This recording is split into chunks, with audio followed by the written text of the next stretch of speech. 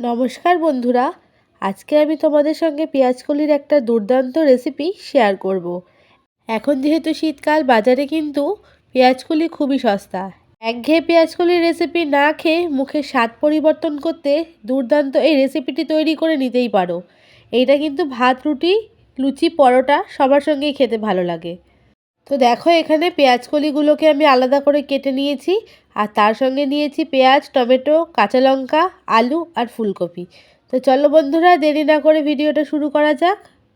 Frying pan এখানে বসিয়ে দিয়েছি, প্যানটাকে ভালো করে গরম করে নিলাম। এর মধ্যে দিয়ে দিচ্ছি সর্ষের তেল। তোমরা চাইলে সাদা তেলেও করতে পারো। তেলটা ভালো করে গরম হয়ে আসলে ফোড়নের জন্য দিয়ে দেবো কালো জিরে আর শুকনো লঙ্কা। ফোড়ন থেকে খুব সুন্দর একটা গন্ধ বেরিয়ে আসলে লম্বা লম্বা করে কেটে রাখা আলু আর ছোট ছোট করে কেটে রাখা ফুলকপিগুলো তেলের ওপরে দিয়ে দেব। এর মধ্যে কাঁচা লঙ্কাও আমি কেটে রেখেছি, কাঁচা লঙ্কাগুলো প্রথম দিকেই কিন্তু দিয়ে দেবে। তাহলে এটার মধ্যে ঝালের যে স্বাদটা রয়েছে সেটাও কিন্তু বরাবর চলে আসবে। এরপর কিছুক্ষণের জন্য আমি ঢাকনা চাপা দিয়ে দিয়েছিলাম। আলু আর ফুলকপিটা একটু নরম হয়ে গেছে। এরপরে আমি কেটে রাখা পেঁয়াজটাকে ভালো করে হাত দিয়ে ডলে দিয়ে দিলাম, আর কেটে রেখেছিলাম টমেটো, সেটাও এর মধ্যে দিয়ে দিলাম। টমেটোটা এর রান্নায় কিন্তু স্কিপ করা একদমই যাবে না। টমেটোর জন্য কিন্তু এই রেসিপিটার মধ্যে একটা টক ফ্লেভার আসবে, যেটা রুটি, পরোটা বা ভাতের সঙ্গে খেতে আরোই ভালো লাগবে। তো বন্ধুরা, পেঁয়াজ, টমেটো সব কিছু দিয়ে দেওয়ার পরে ভালো করে নাড়াচাড়া করে আবারও কিছুক্ষণের জন্য ঢাকনা চাপা দিয়ে দিয়েছি। 3 থেকে 4 মিনিট রান্না করার পর ঢাকনা খুলে দিয়ে দেব পরিমাণ মতো নুন। নুনটা দেওয়ার পরেই লম্বা করে কেটে রাখা পেঁয়াজকলিগুলো এর মধ্যে দিয়ে দিলাম। এখন পেঁয়াজকলি কিন্তু বাজারে খুবই সস্তা, আর পেঁয়াজকলিগুলো কিন্তু খুবই কচি। তো বন্ধুরা, পেঁয়াজকলিগুলো দিয়ে ভালো করে মিশিয়ে নিচ্ছি। আর যারা সবজি খেতে ভালোবাসো তারা কিন্তু এই রেসিপিটা অবশ্যই একবার ট্রাই করতে পারো। গরম ভাতের সঙ্গে ডাল দিয়ে যেমন জমে যাবে, তেমন রুটির সঙ্গেও দুর্দান্ত লাগবে। এরপরে দিয়ে দিলাম পরিমাণ মতো হলুদ আর সামান্য লঙ্কার গুঁড়ো। লঙ্কার গুঁড়ো, হলুদ সব কিছু দিয়ে একসঙ্গে ভালো করে এবার মিশিয়ে নেব। বেশ আলতো হাতে ভালো করে মিশিয়ে নিতে হবে, যাতে সব কিছুর মধ্যে মশলাগুলো পৌঁছাতে পারে।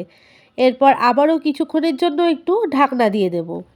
লো ফ্লেমে 3 থেকে 4 মিনিট রান্না করার পরে আবারও ঢাকনাটা খুলে ভালো করে একটু নাড়িয়ে চাড়িয়ে নেব। বন্ধুরা, এই রান্নাটায় কিন্তু কাঁচা লঙ্কাটার পরিমাণটা একটু বেশি দেবে। খেতে এটা একটু ঝাল ঝাল হবে, আর ভালো তো অবশ্যই লাগবে।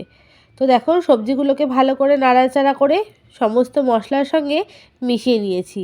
এই সময় কিন্তু তোমরা চাইলে গ্যাসের ফ্লেমটাকে একটুখানি বাড়িয়েও দিতে পারো। এরপরে দিয়ে দেব সামান্য চিনি। যারা চিনি খাও না তারা অবশ্যই এটার মধ্যে একটু দিয়ে দেখো, ভালো লাগবে। তো চিনিটা দেওয়ার পরে আবারও একটু নাড়াচাড়া করে আমি এই রান্নাটাকে ঢাকনা দিয়ে দেব। চিনিটা দেওয়ার পরে সবজিগুলো যেটুকু শক্ত রয়েছে সেটাও নরম হয়ে যাবে, তার জন্য আবারও ভালো করে একটু ঢাকনা চাপা দিয়ে দিলাম। ঢাকনাটা খুলে নিয়েছি। বন্ধুরা, বলতে পারো আমাদের এই রেসিপিটা কিন্তু একদমই তৈরি হয়ে গেছে। তোমরা চাইলে কিন্তু এই পর্যায়ে নামানোর সময় কুচনো ধনেপাতাও দিতে পারো। আমার কাছে যেহেতু ঘরে ছিল না ধনেপাতা, তাই এর মধ্যে আমি আর ধনেপাতার ব্যবহার করিনি। তো বন্ধুরা, আমাদের আজকের পেঁয়াজকলি, আলুর আর ফুলকপির রেসিপি একদম তৈরি। কেমন লাগলো তোমাদের এই রেসিপিটা অবশ্যই কমেন্টের মাধ্যমে জানিও। যদি ভালো লেগে থাকে একটা লাইক, শেয়ার আর কমেন্ট করে দিও। আজকে আমি এই রেসিপিটা সার্ভ করেছি গরম গরম পরোটার সাথে। ভাতের সঙ্গে গরম ডাল দিয়ে যেমন ভালো লাগবেই, তেমন কিন্তু রুটি কিংবা পরোটার সাথেও দুর্দান্ত লাগবে।